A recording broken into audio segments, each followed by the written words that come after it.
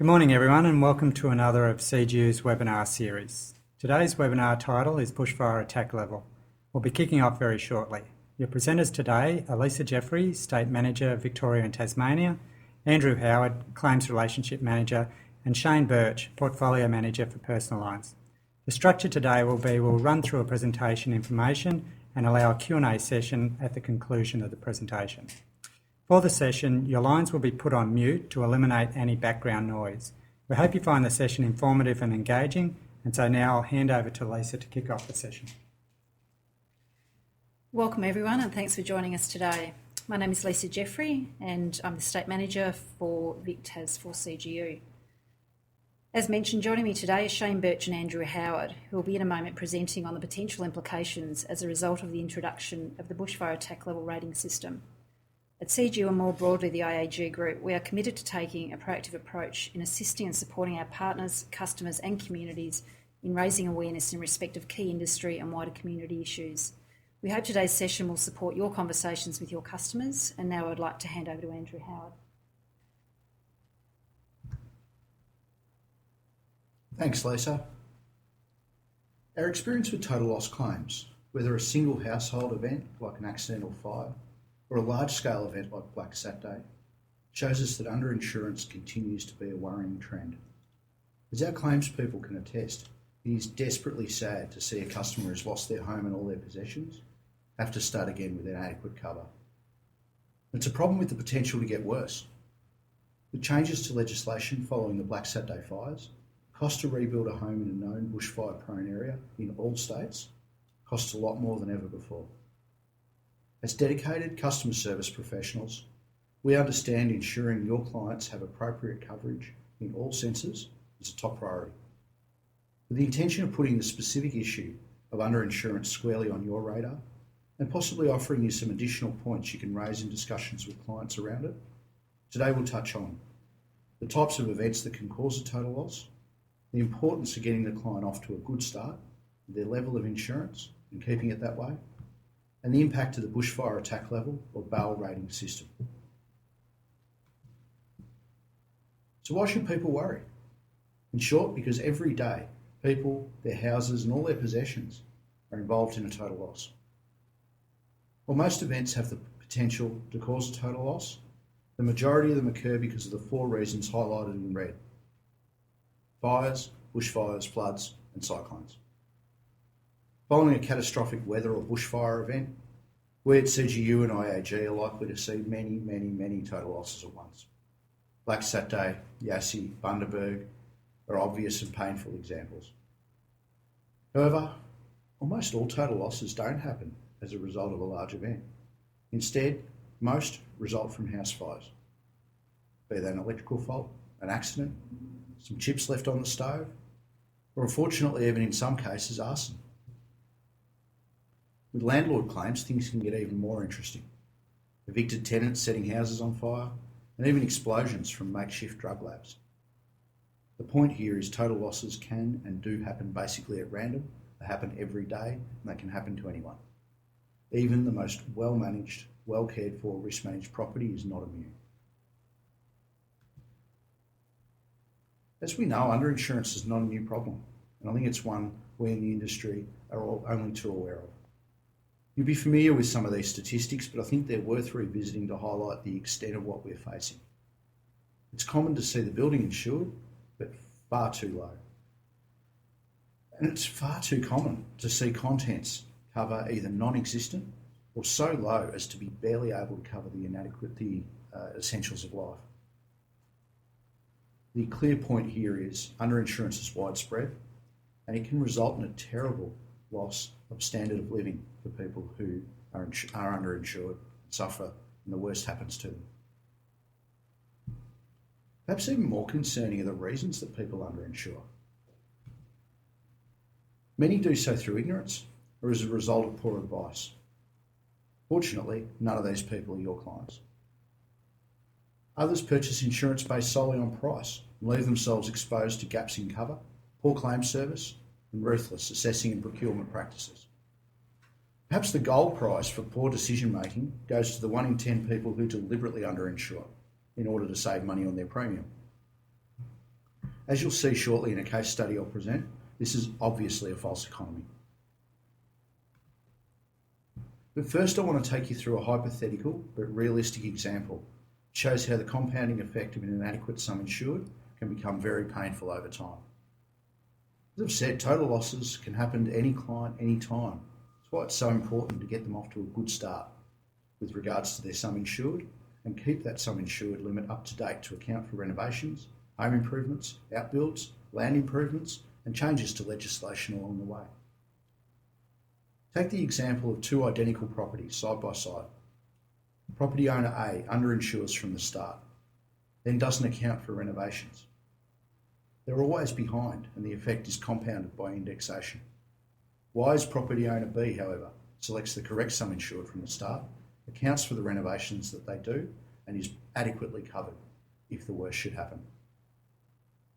It's also true that insuring all covers is equally vital. Building, contents, valuables, loss of rent for landlords. All of these things are vitally important. As we can see, after only 5 years, a potentially manageable shortfall of $50,000 has become a crippling $120,000 shortfall in a potential claim settlement. Could property A be rebuilt at today's costs? Probably not. If they're located in a bushfire-prone zone, things will become even worse, as we'll see. I'm sure you'd agree. It's scary, even in theory, to think of how a shortfall of $120,000 could affect a client's life. The reality of such a situation borders on the tragic.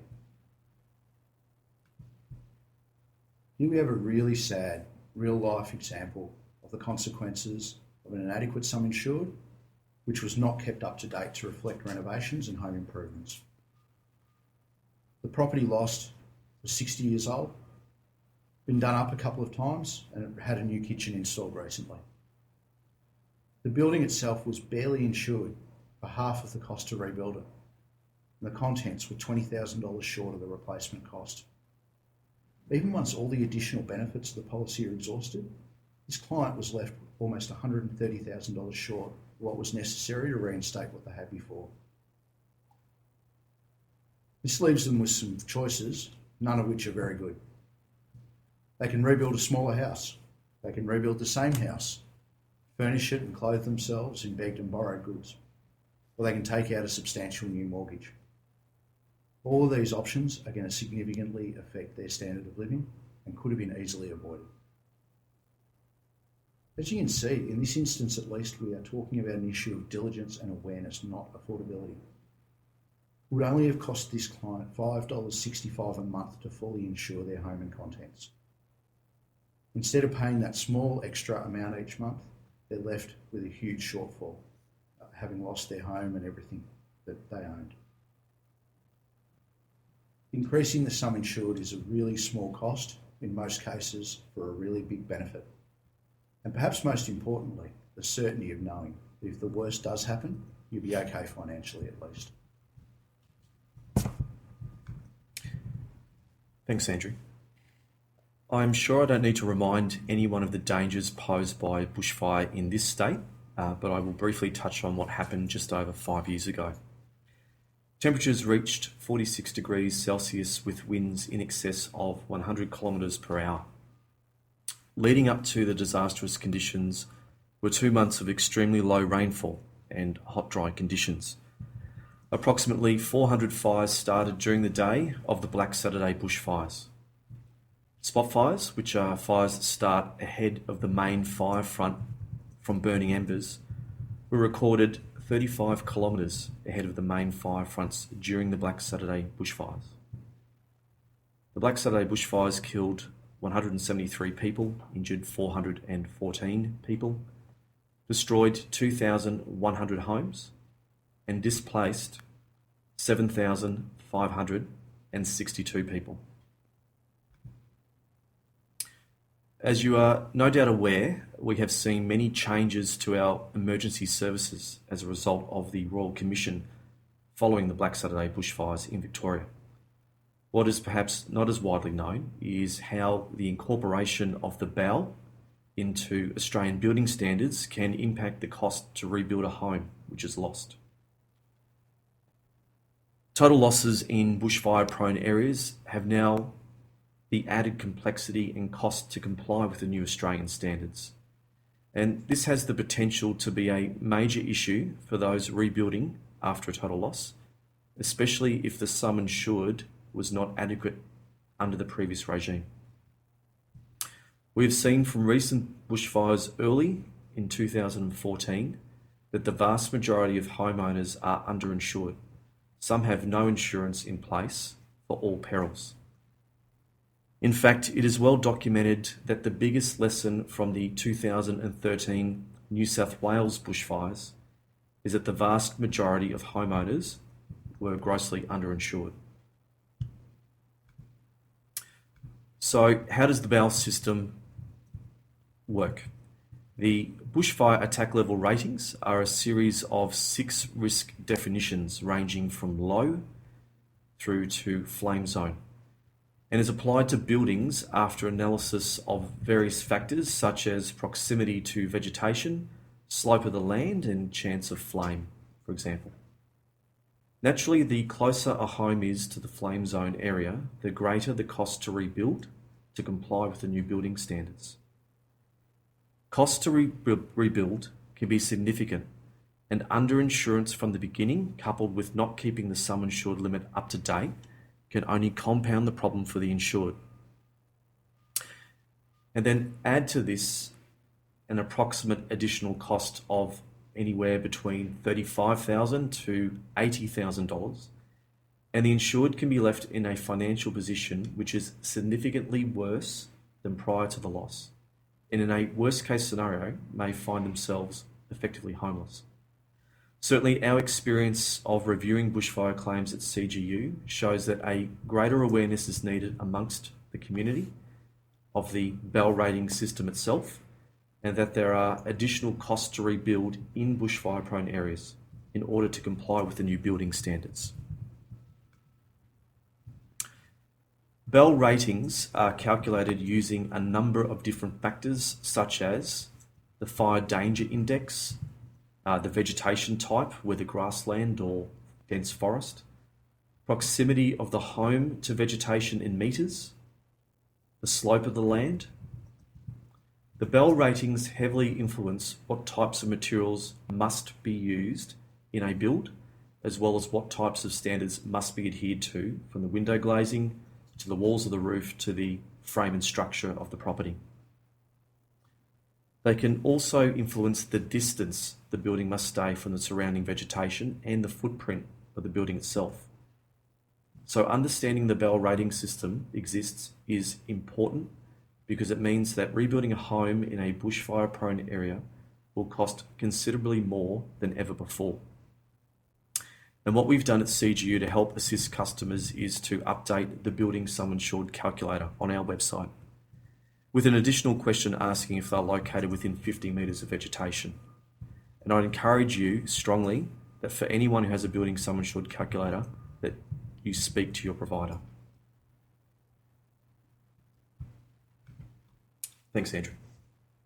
So we've heard from Shane on how the BAL rating works and about its impact in general terms. What does this look like in the real world? Here we have an example where the BAL overlay has turned a borderline case of underinsurance into a situation where the property clearly could not be reinstated within the sum insured. Even a recently constructed double brick house was subject to additional rebuilding costs of $50,000 because of its proximity to bushland. The message here is that compliance with the BAL rating can add significant costs to the insured, even where the property had a higher level of resilience beforehand. Once again, in this case, the insured is left with the choice of taking on more debt, selling their block in a difficult market, starting over somewhere else. And once again, this could have been avoided for a small additional cost had the insured been aware of the potential difficulty they were facing.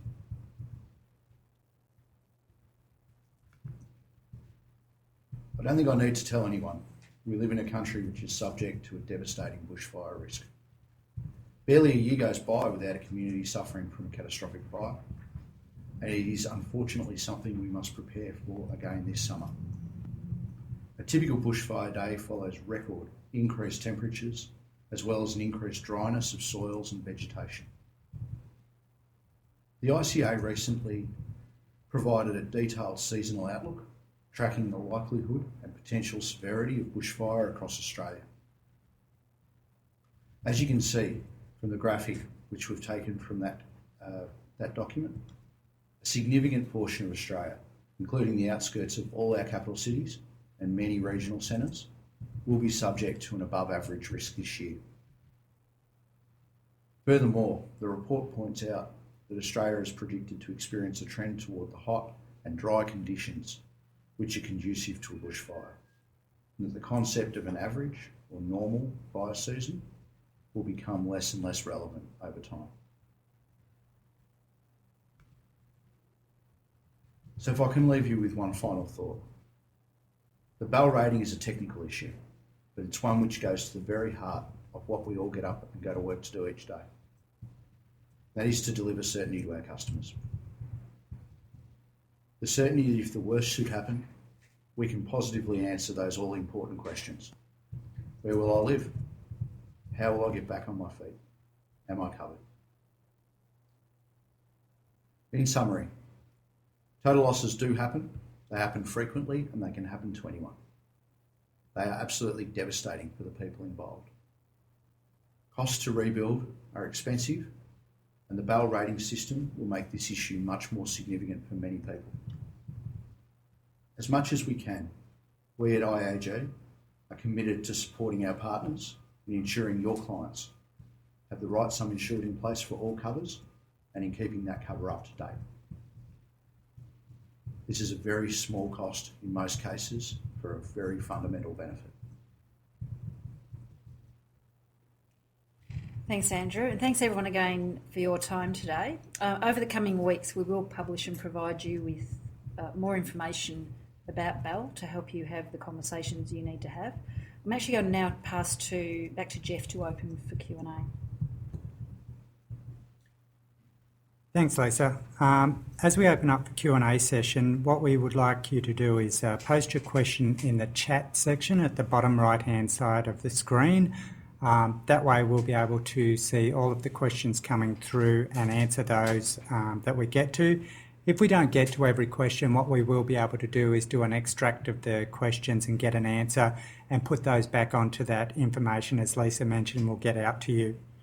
And just by the way, this session does attract one CIP and one CPD point for your attendance today. So just in case that was one question, hopefully I've answered that one first up.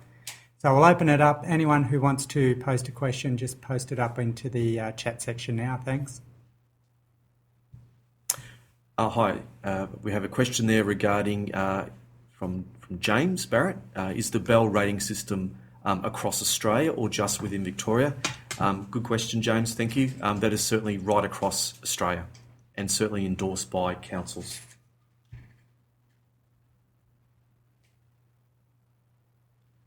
Another question here regarding should all existing property owners reevaluate their fire risk through this Bell system?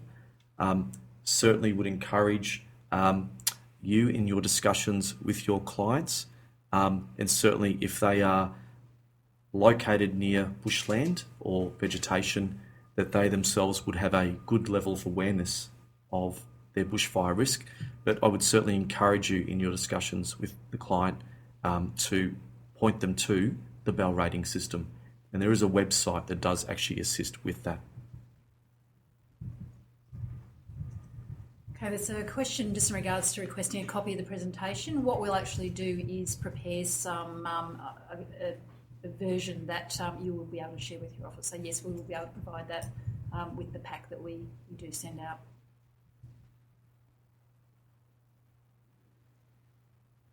We're just noticing there are a lot of questions coming through. We may work through for probably the next handful, and then what we'll actually do is take these away offline and, as Jeff mentioned, come back with a summary of all the questions that have been asked and a response so that everyone has those answers. Some of the questions are actually coming through as the same as well. So we will try and get through another handful, another 4 or 5, and then we'll respond to everyone in the next day or so.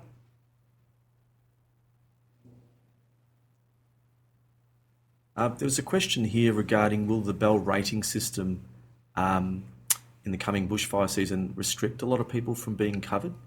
What we're certainly doing today is raising awareness in the community that the bell rating system exists, that it is now a part of Australian building standards, and certainly to rebuild the home in a bushfire prone area must comply with those new building standards. But I don't believe we see that being a restriction on people being adequately insured. The bell rating system itself is a tool and method to help assist you and the client to understand the bushfire risk itself. The key takeout from today for us certainly is to make sure that the sum insured itself is adequate and certainly covers the additional costs to rebuild.